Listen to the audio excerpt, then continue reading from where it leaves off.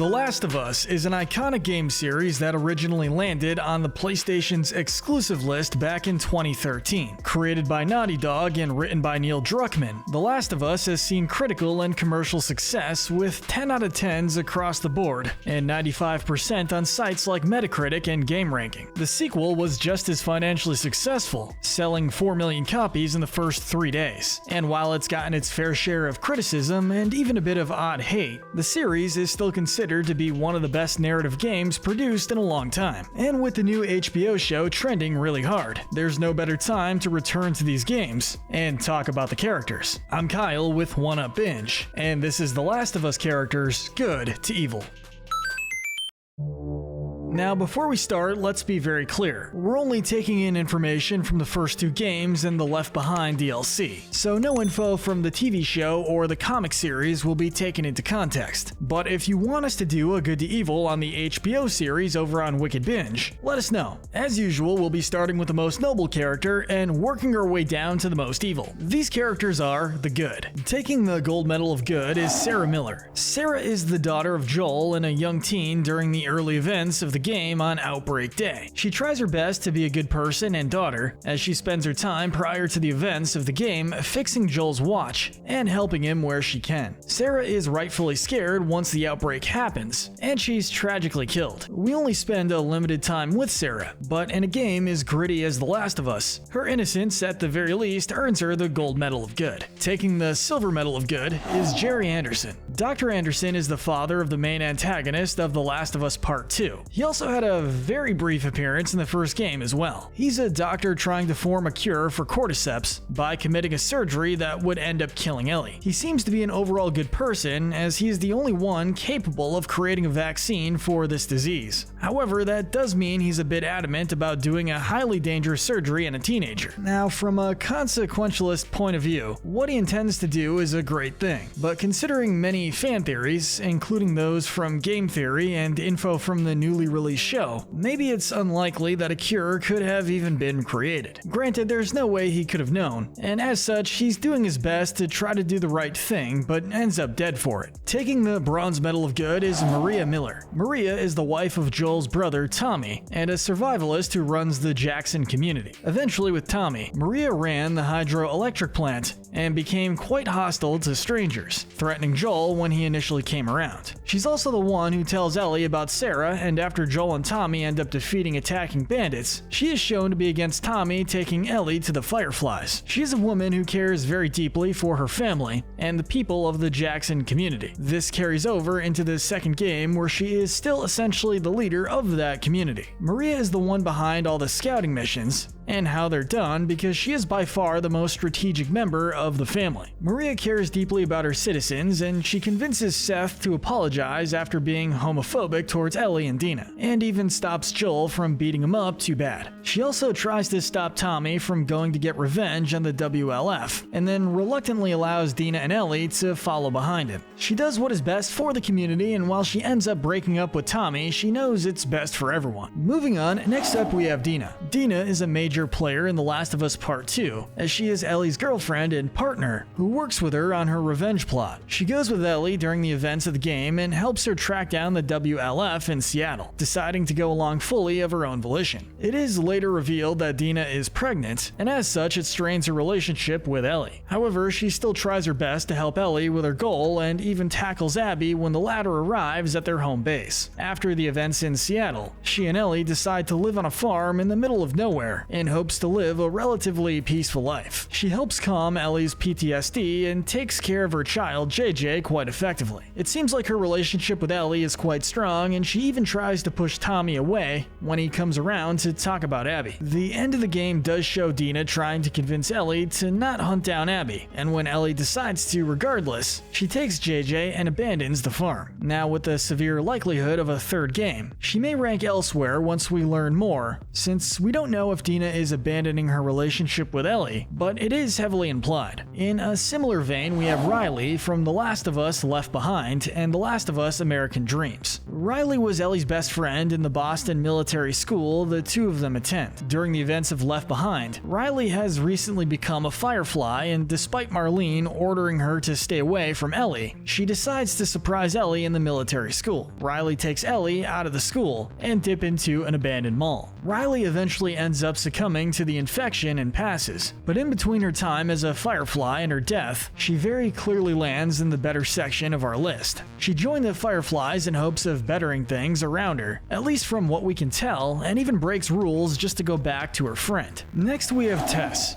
Tess was a major survivor and part of the crew during the first few chapters of the first game. She cares very deeply about getting Ellie to the Fireflies so that she can possibly make the supposed cure. She also easily led Joel across the city to try and get Ellie to the Fireflies and easily made friends, even with loathing people like Bill, and even had a motherly streak to her when it came to Ellie, as she was willing to protect Ellie and take her across the country so that they could find the Fireflies. After she gets infected, she does get more aggressive and angry, which are side effects of the infection. Tess sacrifices herself so Joel and Ellie can escape, and while she didn't deserve to go so soon, it could have been far worse. Next we have Henry and Sam. Henry and Sam are a pair of brothers who appear during the Pittsburgh section of the game. Henry's the older and protective brother, who tries his best to get Sam away from everyone else who is trying to hurt him. When they come across Joel and Ellie, they stick around for a while, so they can work together to escape the city. Sam is shown to be much more pessimistic than his older brother, and is the one who gets infected during the story. Henry tries his best to protect his younger brother, but when push comes to shove, he ends up having to kill Sam once he becomes infected. Henry and Sam are seemingly good people, although slightly more optimistic than Joel, and act as a sort of mirror for him. And rounding out the good section of our list is Jesse. Jesse was another member of the Jackson community who had been around for a while, having an on and off relationship with Dina prior to the game. After the death of Joel, he seems to have a problem with Dina and Ellie's revenge quest, although he follows after them without permission so that he can help. Jesse does his best to help the two women, fighting alongside Ellie during the third day in Seattle. However, this leads to his eventual death at the hands of Abby, being shot through the cheek when he came out holding a gun. His death is another catalyst in the long war against Abby, and while Jesse is a good guy, we rank him towards the bottom of the section mainly due to the limited time in the game. With the good characters out of the way, we now enter more neutral territory. These characters fall in the moral gray area. First off, we have one of the protagonists, Ellie Williams. In fact, she takes on the protagonist role in most of the media, including the second game, but also the American Dream comic series and the Left Behind DLC. Ellie grew up in the Boston quarantine zone in a military Fedra school that she constantly tried to get away from. She was friends with Riley, and when the two of them escape and end up in an abandoned mall, they mess around and both of them end up infected. This is where she learns that she is immune and becomes the cargo that would go along with Joel. The two travel across the country where Ellie goes from a young naive kid to a survivor on her own merits. She's thrilled to go on an adventure and journey through the country due to being so sheltered, and this leads to her making a lot of brash and dumb decisions that cause problems for her and Joel, such as fighting with Bill. Ellie also deals with what is seemingly monophobia, or fear of being alone, and this leads to her being relatively clingy towards Joel in case she loses him, which explains her sheer protectiveness of Dina and subsequent PTSD in the second game. She also deals with survivor's guilt thanks to her being immune to the virus and people like Riley and Tess dying from it. She's willing to do anything she needs to do to keep the people she cares about alive, such as nursing Joel back to health after he nearly dies, thanks to being impaled on a metal pipe. In the second game, due to the death of Joel, she became notably more aggressive and clouded by anger and revenge. You guys can survive this, I just need her.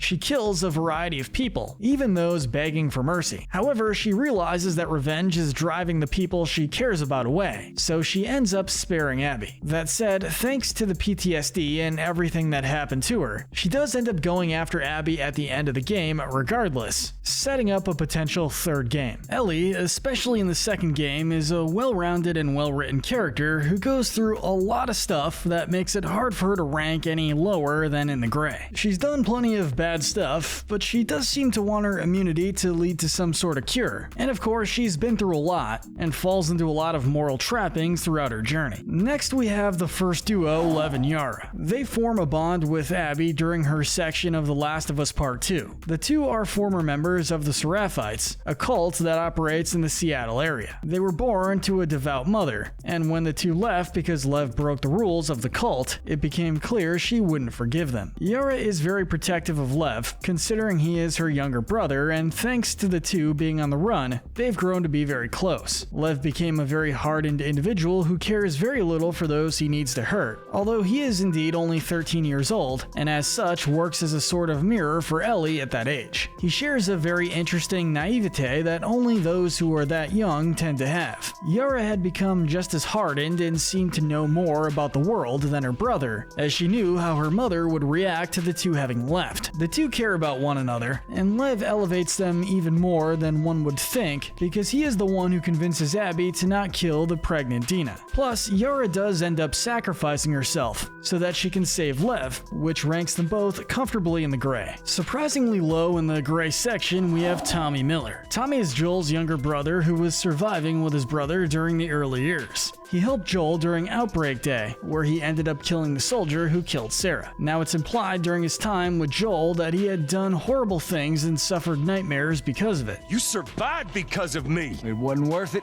Tommy's quick to anger, much like his brother, but due to having much more sympathy, he was capable of letting people live or prosper when Joel would refuse to. Tommy's shown to be much more optimistic than his brother up until his death. Tommy in the second game is what really brings him down. Due to the death of Joel, he became violent and angry, torturing members of the WLF and brutalizing anyone who got in his way. However, despite his intense anger, he still shows concern for Ellie, Dina, and Jesse, and even goes out of his way trying to get jewelry for his wife. Tommy, by the end of the second game, tries to guilt-trip Ellie into hunting down Abby, despite Ellie and Dina obviously being done with that revenge. He was hardened by the death of his brother, and that caused him to fall a lot further. Rounding out the gray section, we finally have Joel Miller. Joel is probably the most controversial ranking on this list. So let's start with the facts. Joel was in his 30s prior to Outbreak Day, where he raised his daughter Sarah by himself. After her death, he became broody and much more brutal, causing death in his wake as he went around. This is up until he's forced to chaperone Ellie across the country so that a cure could be made. No matter how you slice it, Joel seems to be a good dad, as he seems to do just about anything for Ellie once he connects with her. In flashbacks we see in the second game, post becoming a part of the Jackson community, he started to gain his humanity again, becoming much happier and willing to joke around with Ellie, taking her on excursions to places he would go before the epidemic. There are some mentions of darker things about Joel in his past, such as him potentially struggling with suicidal thoughts, even saying it's not the easy way out. Joel also seemingly suffers from intense PTSD, considering how many people he's lost, which explains why it takes so long for him to warm up to new people. Now, this is where things get a bit iffy. If you'll stick with us, we'll explain how we feel about the ultimate choice at the end of the first game. This choice had led to a lot of discussion, and for good reason. Because he wouldn't allow Ellie's death, he ends up killing the doctor and then Marlene, saving his surrogate daughter over a potential cure for humanity. If a cure could have been made, as the game seems to imply, what Joel did was very bad, as he sacrificed the lives of so many other people just to save one girl, and this is what Ellie seems to point out in flashbacks with her anger. Finally, we have to tackle the bad guys. These characters are the bad and the evil. Starting out this section, we have Abby's friends, Mel, Owen, Manny, and Nora. Now, we're ranking all four of them together as they are all of Abby's friends within the WLF, considering they make a lot of decisions together with Abby mostly at the helm. And when they all went across the country to Jackson so they could find Joel, they all seemed content with killing the man in revenge. After this event, the friend group sort of splits up and causes some internal problems. However, they all still seem to agree with the initial killing of Joel, even if Mel was definitely less happy with it than the others. Manny stuck around as a friend friend and roommate to Abby, and tried to get the friend group back together. However, there was definitely some internal hatred, as Owen implies that Abby doesn't deserve someone to love her, and Mel did the mostly silent treatment towards her. We rank them at the top of the bad section, because they're mostly working off of orders, and not really anything else, with the killing of Joel being done mostly because Abby wanted to. They also believe they're doing the right thing throughout their missions. However, with the trail of bodies they leave, they have to be ranked in the bad section. Jumping back to the first game, we have Marlene. Marlene was the leader of the Boston Fireflies, as well as helping other members of the Fireflies overtake military control of places like Salt Lake City. As the leader, she tries her best to recruit those where she can, being friends with Tommy while he was a Firefly. Marlene also tricked people like Riley into joining the Fireflies because she wanted to beef up their numbers. She was friends with Ellie's mom, and while she was put in charge of caring for Ellie, Marlene decided to just abandon her at the orphanage until she proved useful by being immune. But even then, she pushed the duty of getting her across the country to create a cure onto Joel. When Joel eventually gets Ellie to the hospital, it turns out that Ellie would need to die to create that cure. The second game shows that Marlene was against this, but also didn't try to stop it because of the possibility for that cure. She tries to do the right thing, but because of her history of doing the wrong thing at the worst time, we just can't rank her any higher. Next, we have Bill. Bill is a survivor who was friends with Tess and Joel, friends being a very loose word. Known for fencing off an entire town and using it as a safe zone for he and his romantic partner Frank, Bill is a recluse who is shown to be overprotective and unable to branch out from what he does. He is a lonely person who cares so deeply for his own safety that he doesn't seem to care about anything else. In fact, the empty town he inhabits is a perfect metaphor for his life, where it's empty of any life and full of traps, which is of course a reference to how he keeps himself guarded from other people. Bill isn't as bad as he could be, but considering how much of a recluse he is, and the fact he only helps Joel because he owed him a favor, we can't rank him anywhere else. The bronze medal of evil goes to Isaac Dixon. We went back and forth for Isaac's placement on the list, jumping between bronze and silver multiple times before eventually landing here. Isaac is the current leader of the WLF, after having joined in the past. Almost immediately upon becoming the leader, he started sacrificing his own men so that he could potentially win his war against Fedra. However, upon successfully destroying Fedra, he realized that the lines they were using about blocked supply lines were true. This caused him to bring all of the citizens into the stadium, which is one of the best decisions he could have possibly made. However, this led to him ordering the deaths of everyone who worked alongside Fedra. Isaac continued to be ruthless and uncompromising, starting a war with the Seraphites, better known as Scars, which was full of atrocities on both sides. You have 3 seconds to get away from that scar.